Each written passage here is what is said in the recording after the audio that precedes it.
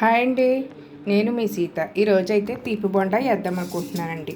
వాటికి కావాల్సిన పదార్థాలు: గోధుమ పిండి, బెల్లం, సోడా, యాలకుల పొడి, ఉప్పు, వాటర్, డ్రీ పైకి సరిపడినంత ఆయిల్.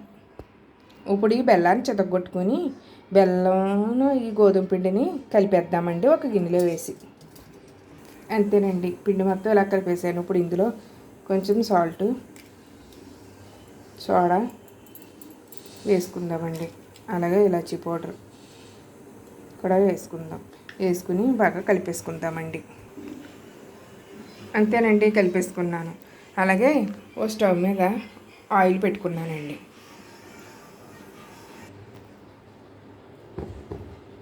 ఇవ్వండి, ఇలా కలుపుకున్నానండి. వద్దే గట్టిగా కాకుండా వద్దే పలసగా కాకుండా ఇలా కలిపానండి పిండిని. మన పిల్లలు అప్పటికప్పుడు ఏదన్నా కావాలంటారు కదండి, అప్పటికప్పుడు మనం ఇన్స్టెంట్గా వేసి పెట్టేయచ్చండి. దీన్ని చాలా బాగుంటాయండి తీపి బొండాలు. ఇలా వేసుకుందామండి. చూడండి ఎలా పొంగుతున్నాయో, చాలా బాగుంటాయండి. ఇలా ట్రై చేయండి. ఇలా ట్రై చేసి నాకు మీరు ఎలా అయితే చేశారో నాకు కామెంట్స్లో చెప్పండి. నా వీడియో చాలామంది చూస్తున్నారు కానీ లైకులు కొడతలేదండి. అలాగే సబ్స్క్రైబ్ కూడా చేసుకోవట్లేదు. సబ్స్క్రైబ్ చేసుకుని చూస్తే నేను పెట్టే వీడియోలన్నీ మీకు వస్తాయి కదండి. చూడండి ఎలా వేగుతున్నాయండి. ఇలా సిమ్లో పెట్టుకుని వేపుకుంటే గోల్డెన్ కలర్ వచ్చేదాకా వేపుకుంటే బాగుంటాయండి. మీరు నా వీడియో చూసి లైక్ చేయండి. లైక్ చేస్తే నా వీడియోలు ఇంకొంచెం మందికి వెళ్తుంటాయండి.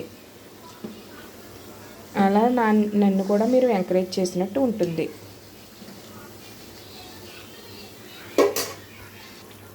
చూడండి వేగుతున్నాయండి. మనం తీపి ఎక్కువ తినేవాళ్ళు ఎక్కువ వేసుకోవచ్చండి, తక్కువ తినేవాళ్ళు తక్కువ వేసుకోవచ్చు. నేనైతే సమానంగా వేసానండి.